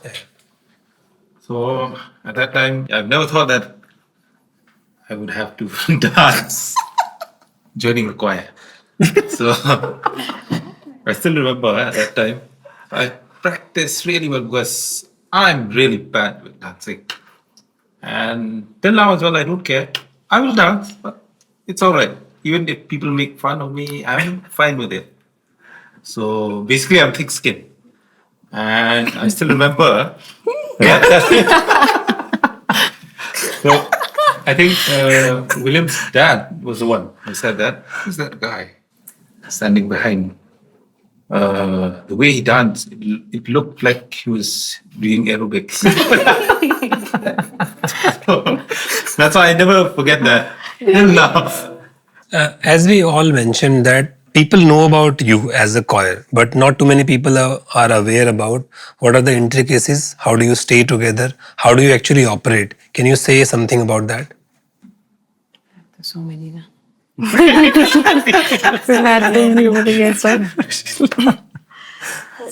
Here's one example. Yeah, one of the common ones also was about if you're in the choir, you sign up for not getting married at all. So you clarified it by getting married. No, there were others before me, and but one of the common ones was also that. So the Shillong Chamber Choir do not push you for any restriction in your personal life. Correct? You're free to do whatever you want to do as an individual. But there are some set rules of being a part of the choir. Correct? Correct me if I'm not wrong. Okay. Or any other thing which you want to talk about which is unique to Shillong Chamber Choir in its own way. I think when you said about, to clarify, is that if someone wants to join the choir, it's not that they have to stay with the choir. I think that's not the rule that everyone stay. I don't know how it happened with all of us. So it's not a compulsion to stay. Yeah, it's not a compulsion. Yeah. And when you said if somebody wants to join the choir, are you looking for newer members in the choir? Yes and no. Yes and no. Yes and no. Yeah. Yeah. So do you have a plan to make more versions of Shillong Chamber Choir? We are interested in looking for the right people to join the choir. But it's versions. No, not different versions. Not different versions, but I'm saying the choir means Okay. Fresh, the amongst conversation. us. Yeah. It's still a thought process. So let's take this opportunity to make people understand, if I am that person, I'm a vocalist, I believe in the spiritual existence of Shillong Chamber Choir, I connect with the feeling, the ethos, the philosophy of Shillong Chamber Choir, and I feel I'm an extremely good singer and I can actually add my value to the choir. What are the tick marks which you need for that person to be able to be a part of your choir? That's one. Two, how can they reach out to you without disturbing you? This is really new for us. In the sense, That's a good question. Fantastic yeah, question. it's in the sense, if you notice, all our stories and the whole becoming of Shillong Chamber Choir was far from tick marks. Like, yeah, we're still till date like saying, Lord, how did this ever happen, and how did we get to where we are today? It's like every step was leading, literally God's leading us, and we have many people DMing us on our Instagram saying, we'd love to be a part of your group. We'll do anything. We understand the absolute thrill. That's how we felt before we joined in as well. So not that we're being difficult or feeling that we're too elite for anything, but it's a lot that goes in. Like, we can't even explain it properly, clearly, but just the fact that how we got together and how Shillong Chamber Choir came together is something we're still wrapping up our heads. And we're yet to understand, I think, where we want the Shillong Chamber Choir to go from now on. Yeah. Because it's just been 3 years since 2.5 years. the passing of our mentor. So we're still in the process of figuring it out. Like, what's going to happen? What's the future of a Shillong Chamber Choir with, the few getting married, and what's going to happen in the future? We don't know. So I think that's still something we're in the process of figuring out. So just to so you use the word that they will have to be aligned spiritually. I think we don't want to use this word. We don't want to spiritualize it when it comes to new members coming in, because, like Jessica was saying, they can't copy our story. This is a very unique thing that has organically come together and that God has brought together. But because also they're different, everyone is having their own journey as well, and we have to respect that and allow it as well. That if you talk about qualities, I think Uncle Neil was looking out for this even in the band members. Now, they don't have to subscribe to our way of doing things, right? But the most important thing, he said, this ingredient is humility and a certain level of sincerity. And when that comes on board, it will work. Guaranteed it will work. And of course, the talent is part of it. But I don't think he chose any of us in that sense, in a way, because of talent. And we can all, in one sense or the other, say Iba, of course, is an exception. But talent was never his thing. He was looking for a certain quality in an individual. And he knew that with enough work and enough seeing it through over time, it will bear fruit. Because in this day and age, we're so used to quick gratification, immediate gratification, whether it's social media and this and that. You expect immediate results. You expect like you're going to speak like the next Jordan Peterson just because you heard him once. You feel like you're going to speak like, I don't know, you're going to be the next Elon Musk or whatever. But are you willing to grind? Are you willing to go through the process of hardship and sleeping in your office for many, many years or whatever it may be? And that is the story of the choir. It's been nothing else but sticking to one thing through thick and thin and learning to be with one another, even to this very day. It's a work in progress. And when people understand this, then that is what the choir is. And that one ingredient is humility. And Uncle Neil said, he used to say something. He said, "Look at me, I've stuck to the piano for the past 40 years. That's all I know to do is play the piano." It pays off when you stick to something, and that's the choir. I think I've got my answer. If I am that person, if it has to happen to me, it will happen to me. Yeah. I just need the humility, sincerity, and focus on my work. Yeah. And if I'm supposed to be a part of Shillong Chamber Choir, I will be. Absolutely. You nail on the head, Tarsame. My last few questions. Guys, who apart from the choir and the technical team are in your team, and what do they do? Like I said earlier, that the choir has been organically. There's this, which is the singing group, and then we have, for example, 3 back home who work on the composition, who work on the arrangement of things. That's Kevi Seno, Rebankit, and Iba Risha. She travels as well, and she also works, behind the scenes. And again, that has come about not by saying you do this and you do this, but it's just naturally flowed into that arena. And it's so important because after Uncle Neil passed away, that was the main thing. Where is this going to come from? That creative force. But then how it all came together. These are the 3 who were with him, working with him over all of these years. I think Rebankit started when he was 15, 16 years old, just being there, helping him out. He's very technically savvy. And then when the time came, I think this was Archie's. Archie's came up and said, we want you to do a song. And I think we had this conversation as well. I remember, how are we going to do this? Uncle Neil is not there anymore. This was a couple of months after he passed away. And then the 3 of them put their forces together. The choir had their input. And when we finally came out with that product, we were literally in tears, thanking God before we pressed that send button to the music director that we could do it. So that's a very, very crucial team that's there. And then we have different designers for our costumes. Patricia's the one in charge of that. She has a separate designer, right? She has a separate designer, yeah. She and Michael Jackson are the same. And then we have makeup artists, which is part of it. But not so much, but mainly designers from different parts. And we have local designers as well, which are really good. And then there's the band. There's an orchestrator, which I would like to mention. Very important part. His name is Mr. Pete Whitefield. He is from Manchester. He has been to Shillong 3 times over the past 12, 13 years. And he's worked for some of the best artists in the world, from Clean Bandits to Olimers. And he's there whenever we need him, he's there. So he's a really, really good orchestrator, very vital part of our community. There's a sound engineer who I'd like to mention, who was a sound engineer, who was Uncle Neil's first sound engineer when Uncle Neil was 6 years old. And he's still our sound engineer to this day. He just left this morning, actually. His name is Barry. We call him Barry from Shillong. An exceptionally talented man. Exceptionally talented. His ear and his ability on the sound is, I think I would say, second to none from our experience. I'm speaking just from our experience. So gifted.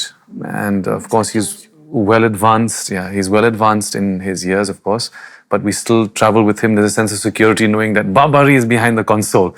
He's a legend in his own respect in the Shillong circuit. And I remember when we used to do events in Guwahati and Shillong, we used to hear this name. Yes. Because he also owns a lot of sound. He does. He does. He used to hire a lot of sound. So we owe a lot to Bari, we call him as well. And then there is George Slavichka. He is our conductor. Again, very, very dear to the choir. He is, when we travel with orchestras and perform with orchestras, he is a man who we go to without thinking twice. And he'll come over and organize and get all the orchestra together. So that's George Slavichka, who's also a very, very accomplished violinist himself. And he's based out of Brussels. I think he's out of London and Poland as well. So he's a man of many countries. So, how important is the business team, like the management and for the choir? And what do they actually do? Especially this question is for a lot of talents which might not be professionally managed in the Northeast. More and more so we realize how vital it is, because there's only that much that one can do on your own, because you are just one person. In the initial phases, maybe you'll be able to manage. But then we've realized now that we need help, especially those who are experts in their field, to come on board in the business side of things. But you're talking about artists all around the country who I think to be educated about the money side of things, to be aware of it. I don't know if there are workshops, I don't know if there are links that people can visit, I would like to visit it myself to be more aware of the business side of the industry. Like you said, there's no school to teach these things. And a lot of times we as a choir have had to learn it the hard way. When it comes to some very basic things as well, we've had to learn the hard way. Because for us, it's just singing, make money, use that money, sing, make money. When it comes to saving, when it comes to having to pay other artists or musicians and just amongst ourselves, I think from the very start itself, you understand money. It is a vital thing that will take you well down the years, which we have maybe understood a bit later on. But we're getting a hold of even understanding money as well. So there's one side of the talent, but it has to be mixed with the business side as well. It's vital. You can't, be emotional about it. It has to be clear cut. And management brings that. Okay. My last two questions.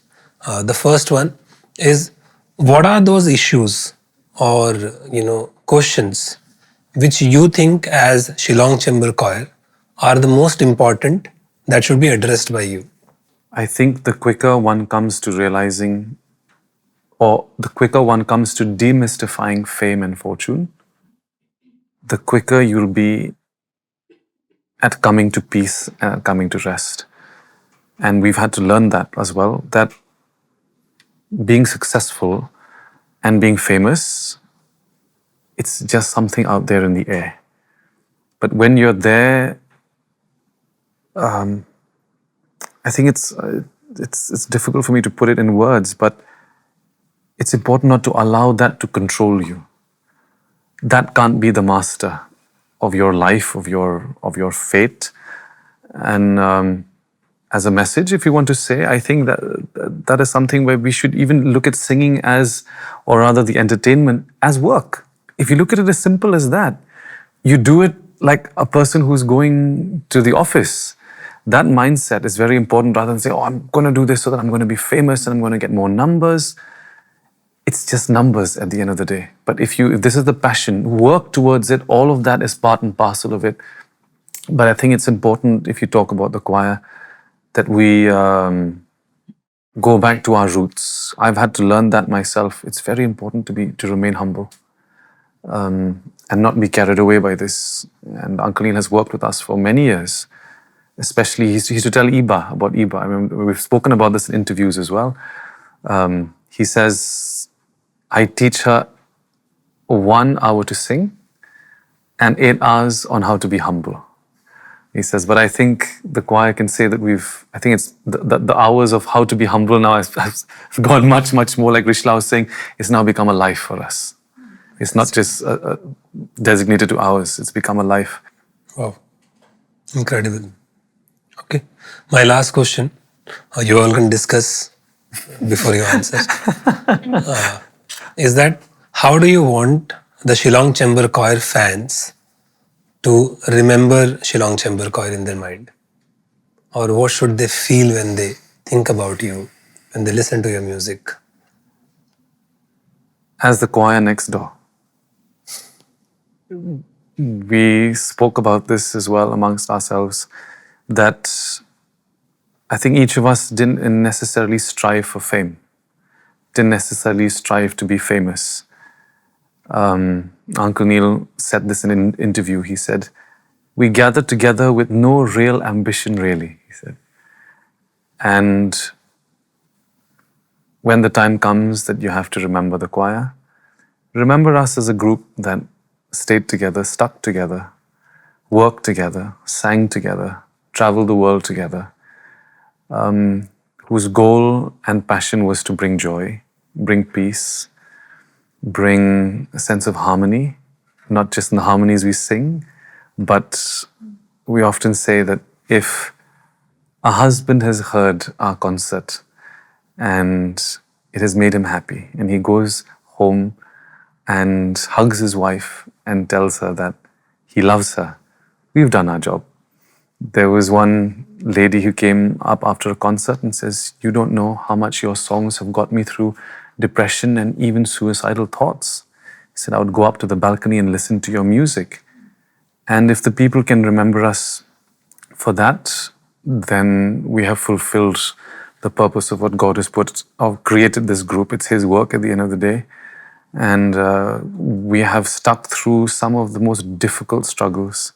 Like Patricia was saying, it's not all lights, camera, action, fancy this and fancy that and travels and all of that. There's been a lot of work. One of the most difficult was having the founder himself leave us, 2.5 years back.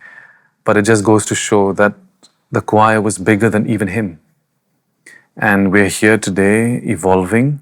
We just heard that a day before yesterday in a concert. A very prominent person came and we performed for these people many times before. And they said, look at these guys evolving all the time. And I think just being who we are, organic, simple, I think that's what it is as well, simple. The same faces, probably a few years from now, they'll get a bit more, they'll look a bit older. Hopefully not, but I think they've done pretty well so far.